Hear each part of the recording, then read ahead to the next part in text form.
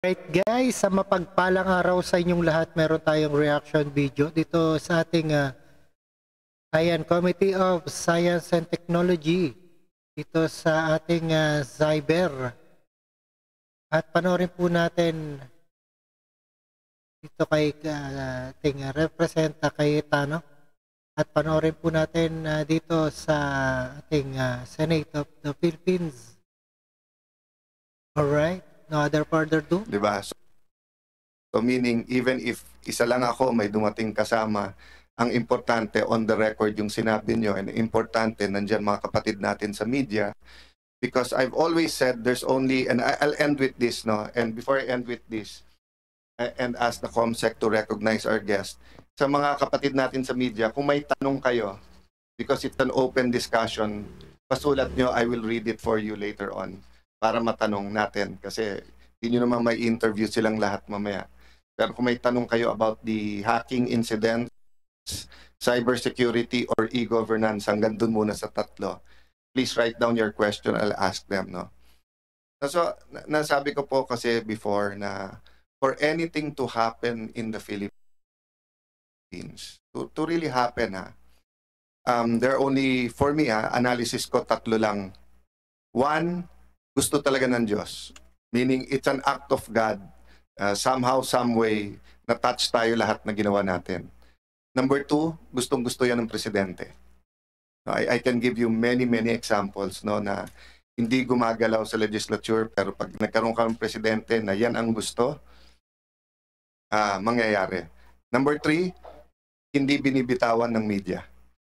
A good example dyan is pork barrel, di ba? Years after years, legal, hindi binitawan ng 1 month na declare illegal ng Supreme Court, di ba? I mean, there are a lot of factors, but I'm just saying, those are in a democracy especially, yun ang factor. So meaning, the reason I say that is because I know, pag may problema, takbuhan kami sa inyo. Pag walang problema, hindi dumadating yung budget or yung support or yung resources na kailangan nyo. I mean, even if I look at the DICT ngayon, ang lit-lit ng budget nyo. If I ask the PNP kanina and I ask them officially later magkano budget, it seems big. Pero yung pala total na nung ICT nila yon, hindi lang cybersecurity. So pag hinati-hati mo per region, for example, mas malaki pa ang budget ng ilan natin mga barangay sa Metro Manila kaso sa ICT budget nila per region, no? So I'd like to give you this opportunity, no, to make your case before media para hindi naman panay negative ang lumalabas. So COMSEC, please recognize our guest and then we'll begin the discussion, no? To Mr. Chair.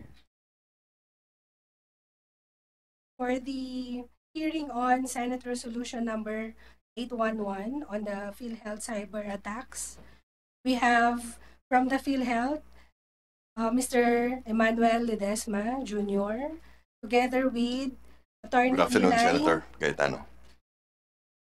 together with Attorney Eli Dino Santos, Attorney Jose Marie Tolentino, Mr. Nelson De Vera, Attorney Mauro Anthony Cabating III, Mr. Dennis Formadero, Mr. Fernando Antonio. For the Department of Information and Communications Technology, we have USEC Jeffrey Ian D, ASEC Renato Aboy Paraiso, Ms. Aris Lane Eugenio, Mr. Jet Pacapac, Ms. Pat Gumpal, Ms. G. Belica, Ms. Alicia De Vera, Ms. Jolina Cinco.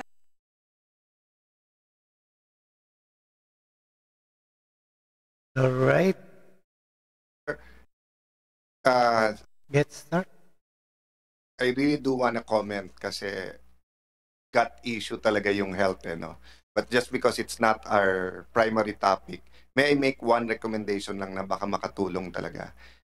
Hindi naman ganun kamahal talaga. Use ano din, Pulse Asia at saka yung SWS.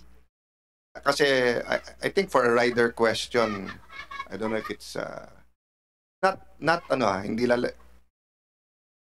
or 100. Basta you can put a rider question na membro ba kayo ng PhilHealth? Just to guide you then. Kasi may ano may yung math nun at saka yung sampling nila and everything. It can give you really talaga an idea. Kasi ang problema nga sa Facebook, for example, it's algorithm eh. So pag pinindot mo yung pumupuri sa'yo, di ba? Tama ba ako?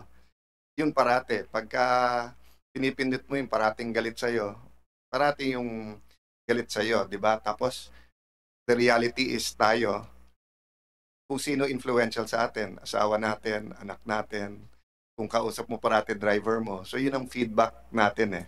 Ang maganda kasi doon talaga sa national surveys. Ano sila eh? No emotions eh. Diba? So at least, and if any senator or congressman ask you, oh, Sir Ledesma, during your time, kamusta ang awareness na yung package mo ganito? Who can debate if you say na, sir, we took a survey last quarter of 2023 after the SONA. Only 50% knew that may ganito kaming package. Oh, by the middle of 2024, 60 na po. So our information campaign is working. I just want to make that recommendation to you. Kasi as I am a believer sa ICT, yung math at science din nung surveys is there. It doesn't mean that it's, for example, sa election, it doesn't mean na pag yan yung lamang, yan mananalo. Kasi it's a, what you call that? It's a photograph of the moment. Diba? So if you're gonna talk about a week later, yeah, it's a picture of that moment when it was taken. So it doesn't mean na 1 week later, so pag tinanong mo ngayon, sino pinakamagandang concert, well, the course ang sasabihin ng mga tao, but next month there's gonna be another concert, the survey will say another person. Then pag yung OPM nandyan na, syempre dun tayo sa mga nagko-concert na OPM, oh, di ba? Or baka si Megastar ang best concert ngayon, di ba? So, but ang point ko is, it's easier for us to discuss and to argue na pareho din yung point, di ba? So, thank you for that. I apologize to the rest of our guests. No, can I just make I'll give you the last 2 sentences, Senator? There's a saying, the most important survey is the one only on election day, diba? Because it's that picture. Actually, Senator, thank you for the issues you mentioned. No, I just want to add lastly, no, we will take up your suggestion on the Pulse Asia SWS, no, and in line with that, I was just discussing with COO, no, just want your good honor to know that Novo Trends, they do a regular survey of PhilHealth, no, and I'm not endorsing any certain outfit. So if you're doing it already with that's good. Yes, diba? And I just want to share with you, happy to share with you, Senator, no, the last survey of Novo Trends, this is a membership survey, membership satisfaction survey of PhilHealth, no. I think the question was, are you satisfied with the services offered by PhilHealth? Are they doing their job properly?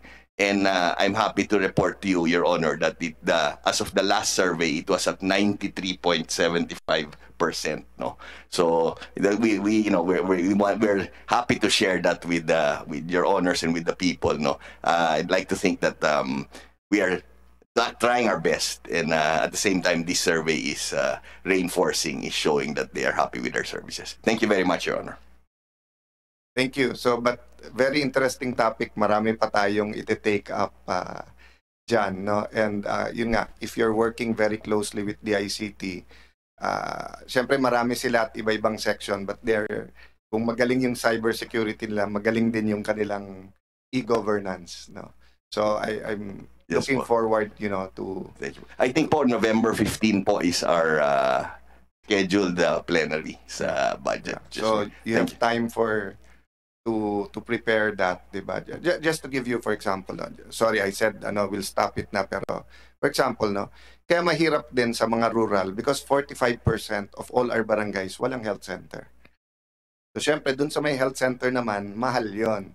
Pero sinimulan ng ina-accredit nyo na, may incentive ngayon yung local government na pagandahin kasi pag PhilHealth accredited, bumabalik yung pera from PhilHealth. Pero kung wala ka man lang primary healthcare, di ba? Wala kang RHU, wala kang barangay health center, wala talagang point of, what did you use kanina, yung point of care or Point of care po. point of care, di ba? So mahirap talaga yung information.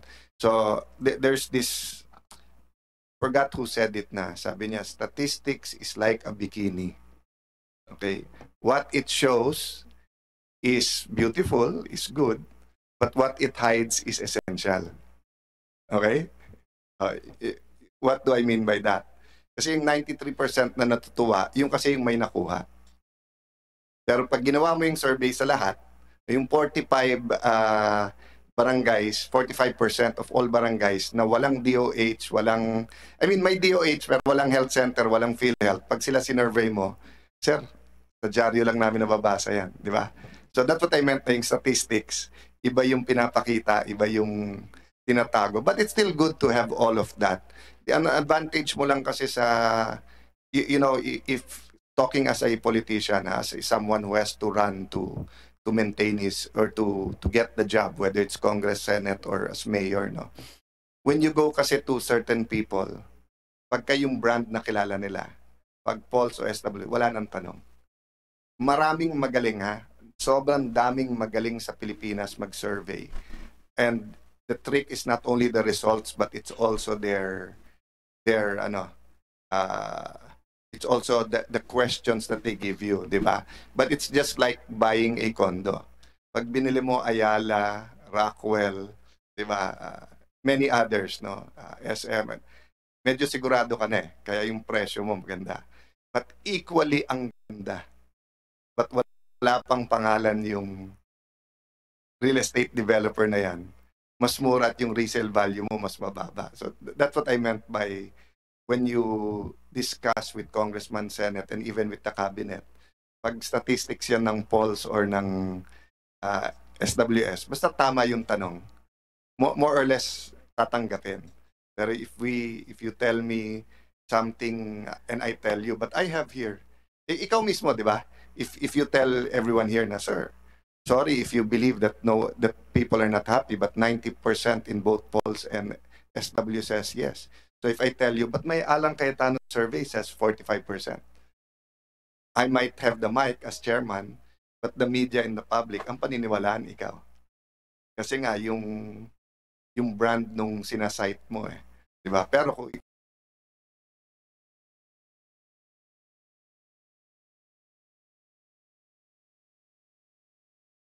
na na-release na po regarding sa security measures and what best to protect. And siguro po parang one piece of parang advice na yan po namin sa commission is yun nga po, if you collect it, you must protect it. Kasi kung nagpa-process po tayo, and to treat yung personal data na pinaproseso po natin as if it were our own personal data. Kasi pag personal data nyo po, syempre mas mataas po yung level of, kumbaga, awareness and protection po natin.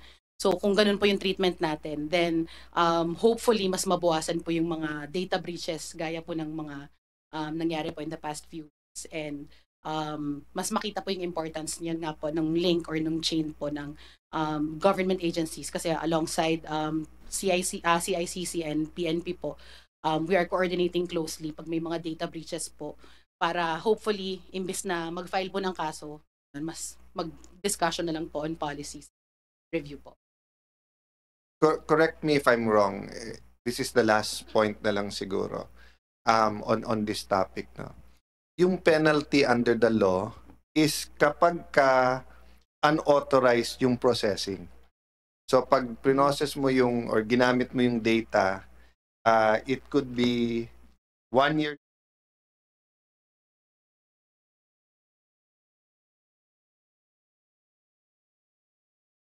Allow for you to check the company name or the registration number and find out if one, the company exists in our databases, and two, if they have a secondary license. So sayang lang umalis na yung PNP kasi nga kanina ang sinabi nila, the most number of complaints is scams. And maybe that's one of the solutions, 'di ba, to kasi 'di ba dati sasabihin mo hindi ka pwedeng may corporation kung 5 kayo. 'Di ba? But ngayon, pwede na yung corporation na single person lang, di ba? So, my point is there might be a common denominator.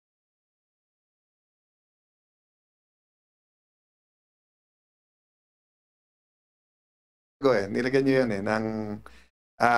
wala na ngayon. But kaya nga, ang joke nun, after 6 months ba, hindi na ako pinanganak ng ganitong and everything. No? But magandang take off yung sinabi nung LTO. Would it, may violation ba sa privacy? Kapag so meaning, if Alan Cayetano goes to LTO, first time applicant let's say license sa motor, hindi ko dala yung birth certificate ko, is there a way for us together there on that computer to access sa'yo? Tapos diretso mo na sir dun sa kamusta ang evolution ng PSA to e-governance. Yes, thank you, Mr. Chair. Yes, we are both providers and users at the same time of e-governance, no. So, yun na lang yung sa may birth certificate. Basically halos lahat ata ng agencies kailangan nila ng birth certificate for establishing the identity and also the nationality. I understand sa DFA, which we work closely. Hindi lang yung identity kasi yung tinitingnan nila, kaya nila-require nila yung birth certificate, but also establishment ng nationality.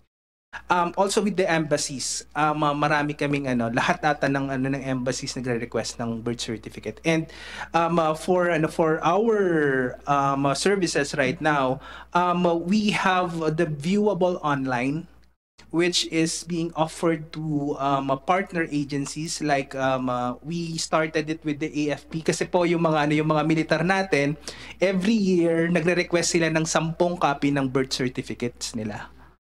So, well, malaking kita sa gobyerno kasi 155 times 10. So, kung ilang yon militar, yun din yung kita ng gobyerno.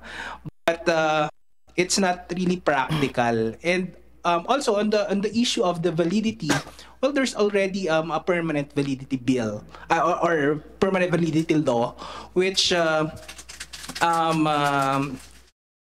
said that permanent na po yung permanent po yung kahit NSO pa po yung yung hawak nyo na birth certificate. But the more interesting po dito sa din sa developments towards the digitalization of the processes is that yung issuance, punta lang muna po tayo sa may issuance, meron na po kaming mga mechanism in order for a certain client, say for example, a driver who has no copy of birth certificate goes to LTO. LTO can with MOA, with LTO and PSA, LTO can actually have this require lang niya na sige mag-apply ka dito, and then parang merong request yung client nila to allow LTO to request sa PSA, and then PSA will send either a physical copy kung gusto nila ng physical copy, or ma-view nila online on a limited time para ma-verify lang nila na okay, itong nag-a-apply na to na tao ay siya yung nandito sa naka-record sa civil registry database, something like that, sir. So I'm happy about that kasi baka pwede nga kayong, I always say na sana yung hearings ko magamit din na informal setting na magkausap-usap. Kasi if I can double down on that, di ba? Para less hassle pa nga. If sakaling magkaayos yung agencies nyo, yung parang even before going there, pwede nang isend nung tao yung request. So, request ako PSA, I'll be applying for my license next week. I'm authorizing them to look at it, di ba? Or something like that. I don't know really how it works, but the DICT last time, they showed us a couple of yung winwork out nila.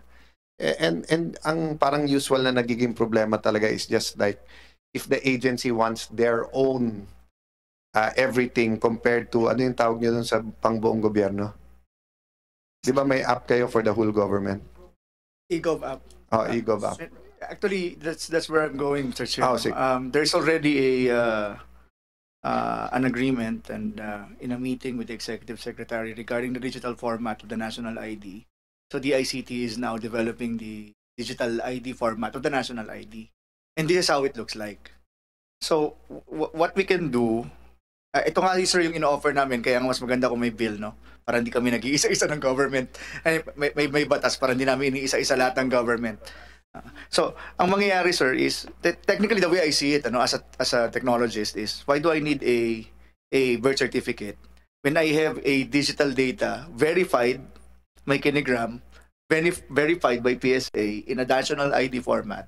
So if I can use this, may QR code din, para hindi ang dami-daming QR code na ginagamit. So, when I apply for a driver's ID or a driver's license na meron din ako, pwede nilang gamitin yung information that we have. By the way, we're not storing the information except on the phone.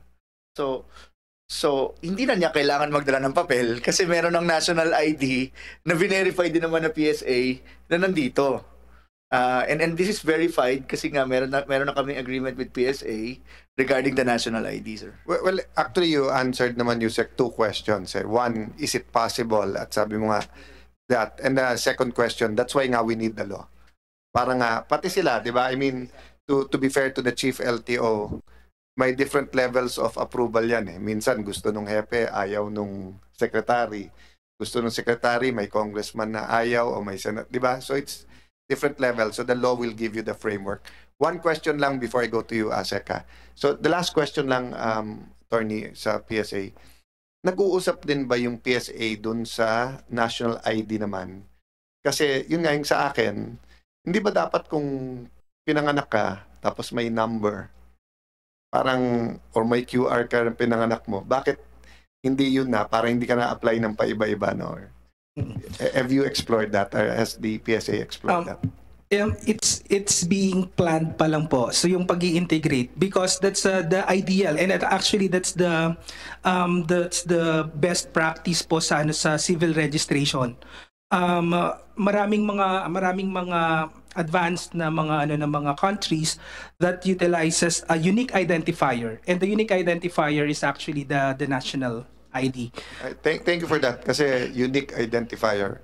Kasi nga kanina, di ba yun ang sinabi din ng PhilHealth na may 4-5 milyon sila na maaring patay na. But yun nga, kung unique identifier or yung birth certificate mo number, pag may gumamit, di ba kasi kung iba-iba number mo di ba? Iba ang PhilHealth number mo sa SSS, sa license, etc.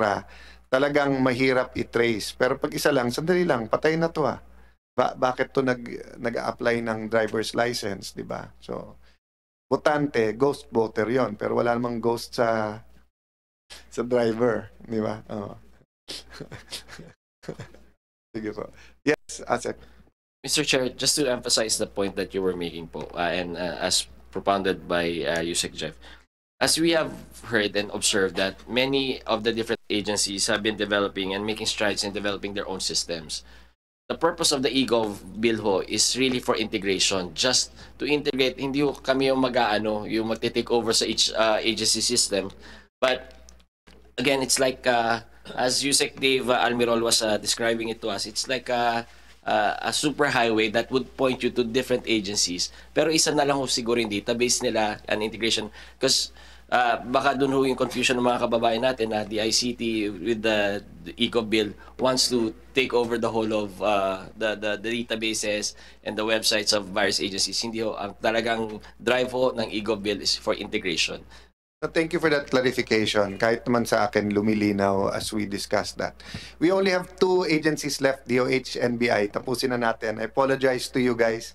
I really intended na 5. Alright, napakinggan po natin ang Committee of Science and Technology ay ang mangyayari sa ating gobyerno. At dapat naman lang isang number lang sa isang identity para madali mahuli ang mga kriminal. At maraming salamat sa inyong lahat and peace.